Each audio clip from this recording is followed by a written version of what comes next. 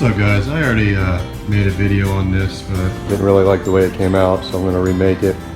I wanted to kind of just show you the setup I did on my Discovery 124F by Future Beach, and tell you some things that I've learned in the last year about it. Previous kayak, just kind of give you some tips of when you're getting ready to buy a kayak to look for and things you could do to make a better kayak. Before I had this, I had a Ascend, I believe it's an FS12 sit on top kayak. It was a 12-foot kayak, and I got that from Bass Pro Shop. I had it for about a year, but for me, that kayak wasn't working. It was a pain in the butt to get in and out of my car, and storing it was a real pain in the butt. I just didn't like the way it really tracked. It wasn't for me. Not a bad kayak, just not what I wanted. So I ended up putting it up on Craigslist and traded it. A guy contacted me. He had this 10-footer, which is what I wanted, and gave me cash plus this kayak for mine. So basically it was bone stock when I got it. There was nothing, and I built it to where I wanted, the way it was going to work out for me. And I'll show you everything I did here. I've done a lot of work to it, and I'll tell you what, it's a great kayak for fishing. It's exactly what I wanted. So let me show you everything here. Like I said, this is a Discovery 124F by Future Beach. It's a $300 kayak you can pick up at Dick's Sporting Goods. Good thing about it, made in America. So find an American product. First thing I did was get online and start searching for things. I wanted another seat for this. Found a brand called Skwoosh, which is also made in America. And this is a gel pad seat.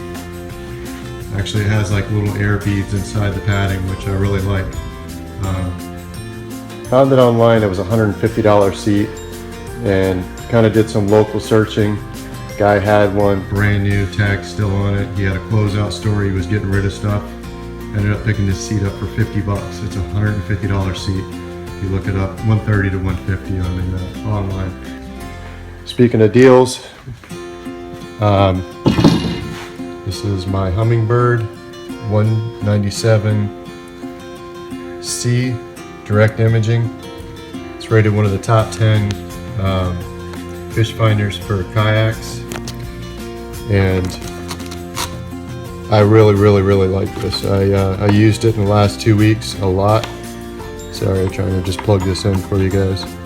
And it's a great fish finder for a kayak. It's pretty detailed. It was if it was saying I was in 5 feet of water, it was pretty close to being accurate. So normal. I mean, it's nice and bright, but I've had good results with that. Really happy with it. Now, how I hooked this up, I didn't really want to carry a battery on my kayak. A friend of mine who's really into RC planes and so forth was like, I've got the perfect solution. He wired in a plug, and sorry, let me adjust that there. What that is a 2200 11.5 volt RC plane battery, and I've been on that same battery for 6 hours now, and I've not had to recharge it. And look how small and compact that is. I velcroed it right there, and it's working really nice, and that's been really cool.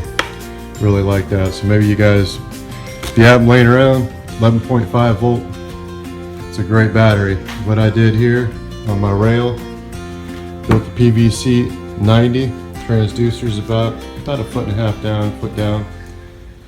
I don't have to drill into the kayak. I didn't have to do anything to the kayak. Transducers position's working awesome. And then if it gets hit, it'll still move up. Or if I have to load it or so forth, it can move around. Going back, this is my stakeout pole I use right through the handle. That one there is a 6-foot, and I'm actually going to make probably a 10-foot because I do a lot of different areas. It's worked well for me. Coming back, got your crate. You've got two stock. This comes with two stock holders for poles. I carry four poles with me, so I added two more onto a crate. And then the dry storage is back here. I don't really mess with it. It's just nothing I really need. I've got enough area. I've got a dry bag that I keep my stuff in. And on the back, I've got a Scotty mount.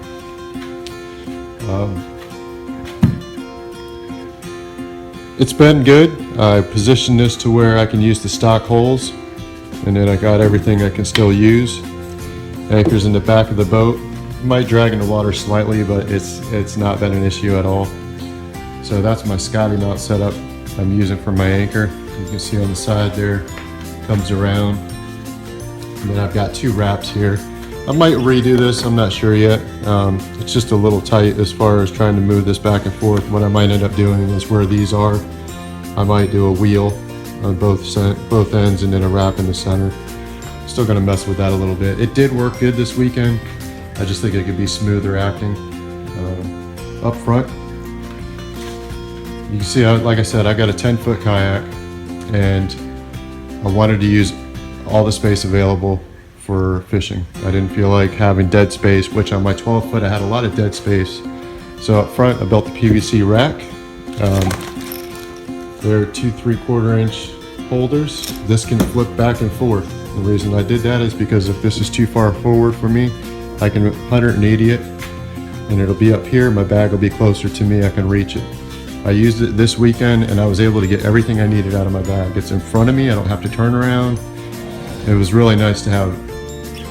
And then on here, this is just some Paracord Pvc Handle. Got that sitting there.